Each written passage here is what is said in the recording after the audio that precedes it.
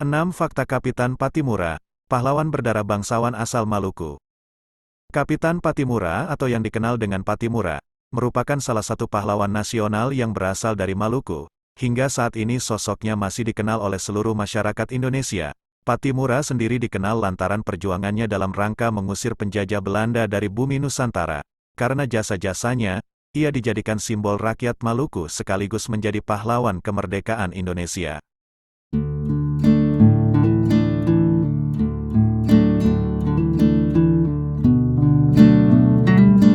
Berikut 6 fakta dari pahlawan Kapitan Patimura. 1. Lahir dari darah bangsawan. Kapitan Patimura sendiri lahir dengan nama Thomas Matulesi. Dirinya lahir dari ayah yang bernama Antoni Matulesi, seorang putra dari Kasimiliali Patimura Matulesi. Kakek dari Kapitan Patimura sendiri diketahui memiliki darah kerajaan dari Raja Sahulau yang terletak di Teluk Seram bagian selatan.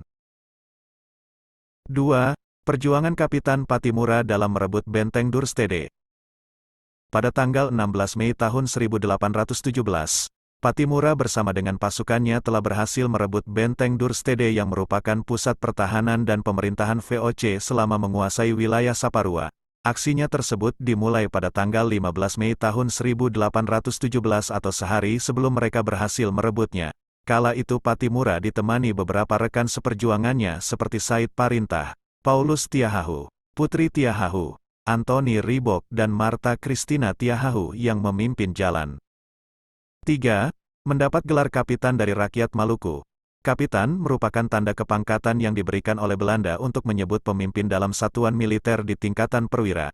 Namun sebelumnya, sistem tersebut juga pernah dipakai oleh pemerintahan Portugis usai menaklukkan Malaka pada abad ke-16. Meski begitu, gelar yang dipakai oleh Patimura sendiri bukanlah yang diberikan oleh Belanda, melainkan diberikan oleh rakyat Maluku setelah dirinya berhasil melawan kolonial Belanda. 4. Diangkat sebagai pemimpin rakyat Maluku. Setelah berhasil menaklukkan Benteng Durstede pada tanggal 29 Mei tahun 1817, Patimura beserta pemimpin dari daerah Maluku membuat sebuah proklamasi yang dikenal dengan Proklamasi Haria. Isi dari proklamasi tersebut yakni beberapa keluhan mereka terhadap pemerintah Belanda serta mendeklarasikan Kapitan Patimura sebagai pemimpin rakyat Maluku. 5. Menginisiasi wilayah lain untuk melawan Belanda.